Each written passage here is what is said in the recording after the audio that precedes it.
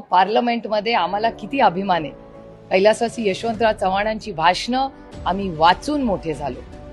Shri George Fernandes असतील, सुषमा स्वराज असतील, या देशाचे पहिले प्रधानमंत्री, आपल्या सगळ्यांचे मोठे नेते पंडित जवाहरलाल नेहरू असतील, B.R. आंबेडकर असतील, अप्रतिम भाषणं त्यांनी केलेली आहेत. मधु दंडवते जी असतील, आत्ताच्या नवीन पिढीमध्ये आपण गोपीनाथ मुंडे साहेब असतील, अरुण जेटली जी असतील, किती नावं तुमच्या समोर घेऊ. महाराष्ट्राने खूप मोठे नेते पार्लमेंटला दिलेत आणि त्यांनी फक्त पार्लमेंटमध्ये ते आले नाहीत, जी धोरणं ज्याच्यासाठी आम्ही निवडून पार्लमेंटमध्ये कशाला येतो, धोरणांवर चर्चा करण्यासाठी. आणि चर्चा ही झालीच पाहिजे, कारण का ही लोकशाही आहे, ही दडपशाही नाही.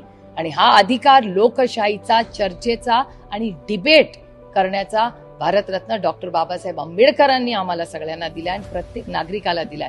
त्याच्यामुळे अशी जेव्हा विधानं होतात